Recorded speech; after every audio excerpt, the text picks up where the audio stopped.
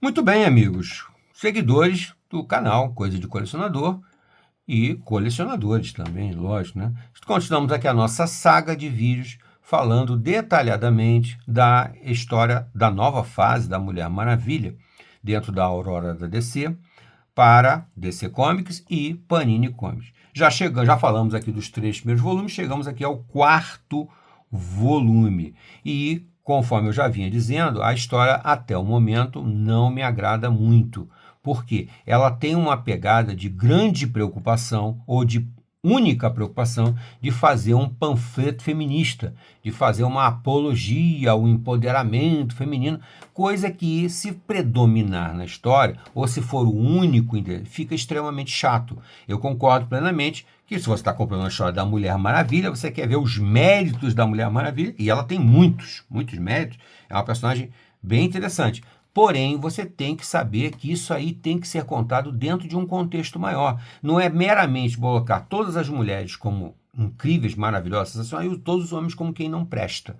Você tem que buscar sempre um equilíbrio, até porque ninguém é totalmente bom, nem ninguém é totalmente mal. E a Mulher Maravilha, como um ícone das mulheres, ela tem que representar essa dualidade. Um lado mais frio, mais racional, e outro lado mais humano, mais compreensivo, de muita compaixão, né? Que sempre foi uma marca da Mulher Maravilha. Essa que está sendo apresentada pelo Tom King aqui não tem compaixão nenhuma. Está meramente lutando para defender o nome das Amazonas. Ela não está preocupada mais com os seres humanos. Ela está preocupada apenas com uma única Amazona que cometeu, em tese, no momento que a gente saiba, um crime. Porque ela, num bar, lá na primeira história, no primeiro volume, ela matou 7 homens porque um deles passou a mão nela. Então, é complicado isso, né? Se fosse a Diana Prince, a Mulher Maravilha famosa, provavelmente ela não mataria os caras. Ela, tá bom, aconteceu uma coisa, tal, dava uma surra neles, mas matar, complicado. E essa Mulher Maravilha, a Diana Prince, sem nenhum motivo para acreditar que aconteceu mais alguma coisa, ela simplesmente parte para cima de todo mundo e bota para quebrar, né? Ela não tem a menor tolerância contra qualquer militar, exército que venha para cima dela, mesmo sabendo que ele está cumprindo ordens. Então, essa intolerância, essa coisa implacável da Mulher Maravilha, não me agrada até o momento. Muito bem, vamos ao volume 4 aqui. Já falei a história do Tom King e a arte do Daniel Sampere, tá?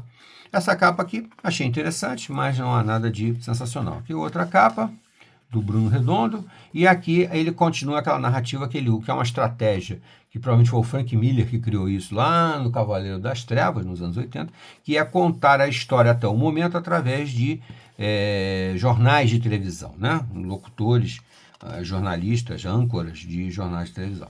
Então aqui ele faz isso aqui, e aqui acontece um momento que foge totalmente ao que estava acontecendo na história.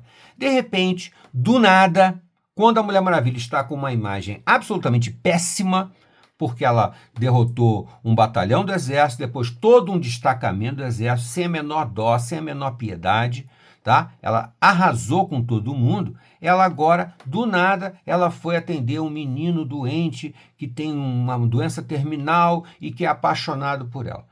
E o único momento em que o constrangimento aparece para essa personagem que está tão mal vista, aqui, traidora, tal, não sei o quê, ela é quando o pai do garoto diz para ela que não foi muito boa ideia, mas como o garoto é muito fã, vamos aceitar. Então me parece claramente aqui que o Tom King sentiu ou ouviu críticas dizendo que a Mulher Maravilha dele estava extremamente insensível, extremamente implacável. Estava mais parecendo com um desses, né, faroestes antigos em que o xerife chega para botar ordem na casa e sai matando todo mundo, né? Que não é a realidade, porque a Mulher Maravilha é extremamente poderosa, né? Então aqui aparece um momento que me parece bem fora do que estava acontecendo até então, né? O Tom King de repente decidiu, não, vamos mostrar uma Mulher Maravilha mais humana, mais sensível, com compaixão, porque senão, com um pouco de empatia, né? Porque senão ela está se transformando num verdadeiro vilão, né? Muito bem.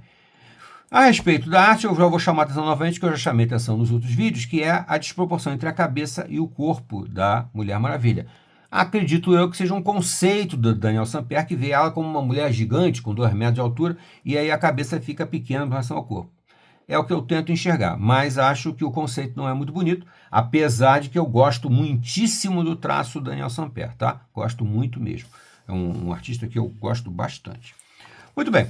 Aí aqui tem esse longo momento, esse longo interlúdio na história em que ela faz um gesto de carinho, tal, de atenção, e tem um bom momento aqui com o menino. Esse sim, um primeiro momento que eu vejo a Mulher Maravilha, que eu conhecia, né?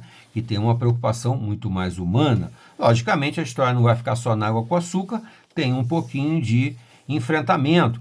Porém, mais uma vez, eu acho que o Tom King tropeça, porque a Mulher Maravilha vai para a Ilha Paraíso, porque o menino comenta que ele gostaria de conhecer, e vai para lá mesmo sabendo que ela não é bem vista lá, que ela está num momento ruim. Então ela vai lá para provocar um confronto, para entrar em choque com as Amazonas.